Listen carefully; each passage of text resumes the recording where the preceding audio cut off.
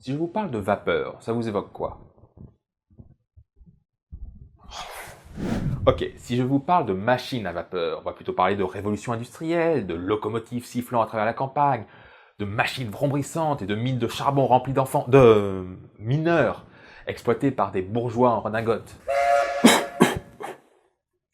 La machine à vapeur est probablement responsable du troisième plus grand bouleversement social de l'histoire de l'humanité, après la découverte du feu et de l'agriculture. Et pourtant, la machine à vapeur, ça aurait pu être en toge et en sandales. Pas très pratique ce truc.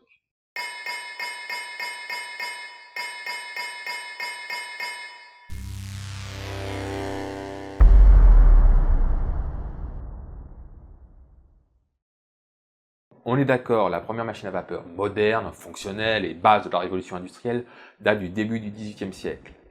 Mais la première invention fonctionnant à la vapeur date de l'Antiquité. Au 1er siècle de notre ère, le grec Héron d'Alexandrie décrit avec précision l'éolipile. Une sphère est fixée sur un axe et équipée de 2 tubes coudés. Elle est reliée par 2 tubes creux à une chaudière inférieure où de l'eau est chauffée. En s'échappant par les tubes coudés, la vapeur d'eau fait tourner la boule à grande vitesse, devenant une sorte de roue à réaction. Cette boule d'éole est la première utilisation connue de la force de la vapeur. Une telle machine est déjà décrite dans les travaux de Stébézios au IIIe siècle avant Jésus-Christ, ainsi que dans ceux de Philon et Vitruve. Mais Héron est le premier à la détailler entièrement. Héron d'Alexandrie va décrire d'autres créations, dont certaines de son invention. On y trouve notamment un théâtre d'automates, ainsi qu'un système d'ouverture de porte d'un temple en allumant le feu d'un hôtel. L'eau d'un réservoir se transformait alors en vapeur, qui se condensait dans un autre réservoir qui faisait alors contrepoids. Un peu compliqué la porte automatique antique. Certains historiens ont voulu lier cette création à l'éolipile pour former une machine à vapeur utile, mais rien ne prouve que ce soit le cas. Après cette découverte, la machine à vapeur disparaît pendant plus de 1500 ans. Les premières machines utilisables n'apparaissent qu'au XVIIIe siècle. Alors pourquoi? Pourquoi aucune révolution industrielle ne se déclenche dans l'Empire romain, mais seulement dans l'Europe moderne? Il n'y a pas de réponse simple, mais des différences fondamentales entre ces deux périodes peuvent apporter quelques explications, notamment l'évolution du contexte culturel.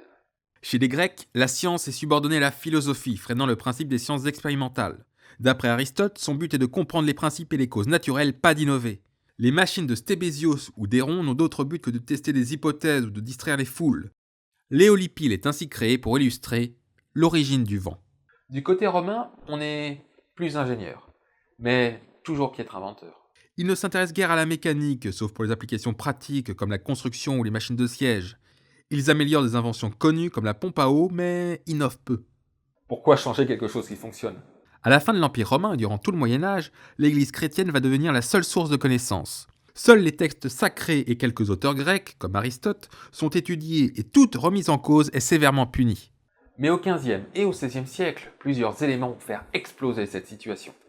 Avec l'imprimerie, l'Église perd le contrôle des livres. De plus en plus de lettrés ont accès aux connaissances grecques et aux ajouts arabes et byzantins. Certains, comme Copernic, commencent à remettre en cause les dogmes et la pensée critique et scientifique apparaît. Au niveau religieux, l'apparition du protestantisme va pousser certains princes, notamment allemands, à rompre avec le pape. Le pouvoir religieux cède le pas au pouvoir temporel. Une course au prestige pousse les grands d'Europe à protéger les penseurs. Malgré des procès et des condamnations au bûcher, la rupture de la science et de la religion est consommée. Ainsi, après la pensée pure grecque, le conservatisme romain ou le dogmatisme chrétien moyenâgeux, le XVIIIe siècle offre un contexte favorable à la démarche scientifique, notamment la remise en cause et l'expérimentation. Mais ce contexte ne suffit pas à lui seul à expliquer le déclenchement d'une révolution industrielle ou non. Entre l'Empire romain et l'Europe du XVIIIe siècle, la situation géopolitique a énormément changé, et avec lui les besoins militaires. L'armée romaine dominait technologiquement ses adversaires. Sans opposition, la nécessité d'amélioration technologique était bien moindre. La chute de Rome ne sera pas due à une supériorité militaire adverse, mais aux instabilités politiques internes. A l'inverse, l'Europe du Moyen-Âge voit se former de multiples territoires, séparés par des obstacles naturels, dans lesquels les rivalités se multiplient.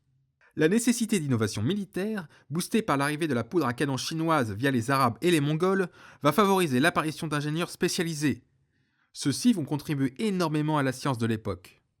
Dans ce contexte d'affrontement régulier, trouver des financements pour la recherche va être facilité, surtout pour avoir un avantage stratégique, comme déplacer les troupes rapidement, assembler plus de canons et de fusils, trouver le nouveau moyen de tuer un maximum de personnes en un minimum de temps.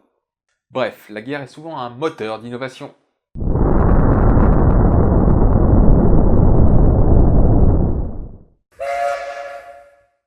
premiers usages de la machine à vapeur n'étaient pas liés au domaine militaire.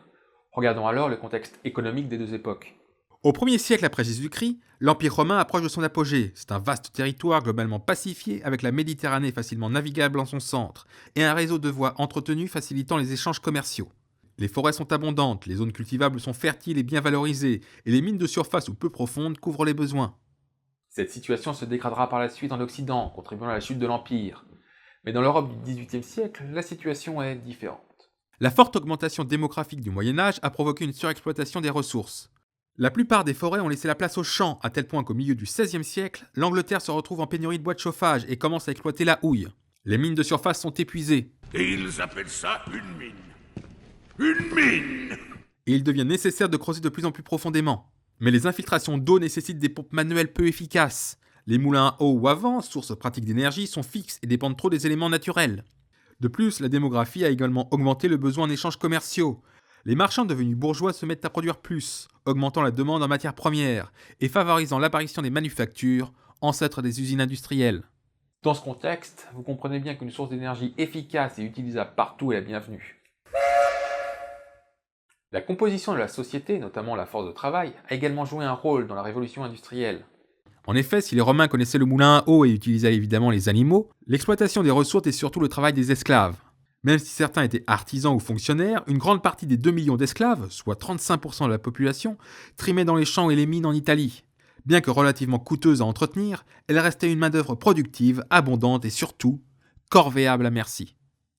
En Europe, par contre, la main-d'œuvre n'est pas aussi accommodante. L'Église chrétienne avait fait pression pour bannir l'esclavage en Europe, en particulier au nord. L'esclavage des chrétiens, faut pas déconner non plus. Le servage était devenu la norme au Moyen-Âge. Au début, guère différent de l'esclave, si ce n'est qu'il est considéré comme libre, le statut du serf évolue après la grande peste du XIVe siècle. Suite à la chute démographique, nobles et bourgeois vont se concurrencer pour attirer une main-d'œuvre moins nombreuse, ajoutant privilèges et exceptions. À partir du XVe siècle, le servage est progressivement aboli au profit de contrats de travail ou de location de terres. Ainsi, la main-d'œuvre devient de plus en plus coûteuse, il est nécessaire de trouver une nouvelle source de travail à exploiter. Si vous estimez que cette idée est un peu abusée, pensez à la guerre de sécession. Si les causes sont nombreuses, l'une d'entre elles a trait à l'abolition de l'esclavage. Le Nord possède une économie plutôt industrielle, exploitant la machine à vapeur et nécessitant des ouvriers formés. Le Sud, lui, est basé sur de vastes exploitations agricoles, nécessitant une main-d'œuvre nombreuse. L'abolitionnisme, peu préjudiciable au Nord, risque alors d'être une catastrophe économique pour les grands propriétaires du Sud, devenant l'un des déclencheurs du conflit. Avec des ressources plus difficiles à exploiter et une main-d'œuvre plus coûteuse, l'Europe du XVIIIe siècle est un terreau économique plus fertile à l'innovation technologique que l'Empire romain. Un dernier point a différé la révolution industrielle, la maturité technique. L'éolipile, telle que décrite par Héron, était une machine assez inefficace. D'après une reproduction fidèle de 1978, elle consommait plusieurs centaines de kilos de bois ou de charbon de bois par heure. Malgré une vitesse de rotation de 1500 tours par minute, de nombreuses fuites limitaient sa puissance efficace. Des versions modernes améliorées ont atteint 6 à 8 chevaux. Mais pour que l'éopile antique atteigne ce niveau, il aurait fallu pas mal de choses. En premier lieu, il disposait essentiellement de fer, d'étain, de cuivre et de bronze pour forger les machines. À haute température, ces matériaux se dilatent, entraînant de nombreuses pertes. Il aurait donc fallu améliorer l'étanchéité, à l'époque réalisée avec du cuir ou de l'étoupe, qui se déforment eux aussi à la chaleur. Et pour encore plus d'efficacité, il aurait également fallu augmenter la pression, ce que n'auraient pas supporté les alliages disponibles. À l'opposé, l'Europe moderne disposait déjà de nouveautés. Tout d'abord, la fonte était apparue en même temps que les canons aux alentours du XVe siècle, moins déformable et beaucoup plus résistant à la pression. Les traitements du cuir s'améliorent tout au long du Moyen-Âge. Le caoutchouc fait son apparition au XVIIIe siècle et son usage se répand au XIXe, permettant d'améliorer encore l'étanchéité. Enfin, les Européens avaient découvert la houille, beaucoup plus énergétique que le charbon de bois et plus efficace pour alimenter la machine. Un autre apport est lié aux techniques de production. Les armes à feu, l'horlogerie, l'imprimerie ont favorisé l'émergence de nouveaux outils de fabrication, notamment la vis, l'écrou, les tubes, les mécanismes de petite taille, etc. Ces méthodes ont considérablement amélioré la précision des pièces, comme les soupapes et les pistons déjà connus des Romains. De plus, ils ont bénéficié de l'apport des Byzantins et des Arabes, comme le vilebrequin et l'arbre à cames, inventés au XIIe siècle par Abu al-Jazari. Mises bout à bout, toutes ces découvertes et améliorations ont considérablement facilité l'apparition d'une machine à vapeur fonctionnelle dans l'Europe du XVIIIe siècle par rapport à l'Empire romain. Par contre, on peut se demander pourquoi une autre civilisation ne l'a pas découverte avant. La seule civilisation suffisamment avancée technologiquement était la Chine. Malgré l'usage de la houille dès le IXe siècle et peut-être quelques travaux sur la vapeur comparables aux Grecs et aux Arabes, Aucune autre avancée significative n'est effectuée. Il faut dire qu'entre le confucianisme ultra-conservateur et tourné vers les arts et le taoïsme qui considère que tout est issu d'un principe unique, il est difficile de promouvoir la recherche. Par exemple, les expéditions de Sanhei dans l'océan Indien au début du XVe siècle sont stoppées par les fonctionnaires confucianistes. De plus, la Chine étant composée de vastes plaines homogènes et fertiles, peu de contraintes économiques poussent à l'innovation et à l'expansion. Merci, on a besoin de rien, on a tout ce qu'il faut à la maison, bonjour chez vous. Maintenant aussi, on a tout ce qu'il faut à la maison et on l'exporte. L'Europe du XVIIIe siècle dispose d'un contexte plus favorable à l'apparition de la machine à vapeur. La science, notamment expérimentale, est en plein développement, poussée par les besoins politiques et militaires. L'économie est en pleine croissance et les besoins en matières premières et en main-d'œuvre poussent à chercher de nouvelles sources de travail. Il n'y a plus qu'à l'inventer. Sur le plan théorique, plusieurs théories de la chaleur sont émises, notamment le phlogistique de Becher et Stoll à la fin du XVIIe siècle, et le calorique de Black et Lavoisier 100 ans plus tard. Entre-temps, Bernoulli propose la théorie cinétique des gaz, qui sera complétée par la suite par Clausius, Maxwell ou Dalton entre autres, pour aboutir à la théorie des gaz parfaits. Au XIXe siècle, Thomson, Carnot et Boltzmann vont développer et formaliser les principes de la thermodynamique, complétant ainsi le cadre théorique nécessaire aux machines à vapeur. Évidemment, les inventeurs n'ont pas attendu une théorie complète pour expérimenter et le développement s'est fait en parallèle. En 1633 en Angleterre, Edward Somerset invente une pompe à vide utilisant un condensateur à vapeur afin d'améliorer l'évacuation de l'eau des mines. En 1698, Thomas Savery améliore la machine de Somerset grâce à une soupape, créant ainsi la première machine à vapeur fonctionnelle de l'histoire. Mais les mineurs la jugent trop dangereuse et c'est un échec commercial. Le grisou, c'est assez mortel comme ça, alors si en plus on y ajoute une machine prête à exploser... En 1705, Thomas Newcomen s'associe à Savery afin d'améliorer sa machine. Il utilise pour cela une création du français Denis Papin, le piston à vapeur. Il forme ainsi le premier moteur à vapeur qu'il commercialise en 1712. Papin, qui a aussi inventé la cocotte minute, essaiera de le concurrencer en créant en 1707 une machine plus efficace utilisant la vapeur sous pression, mais il ne parvient pas à l'assembler. En 1733, une centaine de ces machines fonctionnent, essentiellement en Angleterre. En 1755, on installe la première aux USA et en 1775, on en compte près de 600 en Europe et en Amérique du Nord. On s'essaye même à des expériences sur des véhicules, comme des bateaux ou bien des chariots comme le fardier de Cugnot, fonctionnel mais trop lent et trop lourd pour être utile. À la fin du XVIIIe siècle, un ingénieur va profondément améliorer le moteur à vapeur. Le Britannique James Watt profite de l'amélioration de l'usinage des cylindres pour améliorer significativement le rendement. Il met au point un condensateur séparé, un système rotatif et le principe de double action, et en 1783, la machine de Watt est née. En 1800, plus de 450 de ces machines sont installées, auxquelles s'ajoutent déjà 1500 machines de Newcomen. Le XIXe siècle rentre de plein pied dans l'ère de la vapeur, et rien ne semble pouvoir l'arrêter. L'extraction des minerais va être accélérée. Toutes les usines vont faire fonctionner leurs machines grâce au moteur à vapeur. La première ligne de chemin de fer apparaît en 1829 entre Manchester et Liverpool et le train va transporter marchandises et hommes. Les bateaux vont passer de la voile à la vapeur, accélérant encore le commerce international. Le monde occidental va se transformer et renforcer son emprise sur le reste de la planète. Dans la société, de nombreux bouleversements vont se produire. L'urbanisation augmente, de même que les échanges commerciaux. Le libre-échange se développe et avec lui le capitalisme. L'exploitation des ouvriers dans les mines et usines va provoquer des mouvements sociaux d'où émergeront le syndicalisme, le socialisme et le communisme.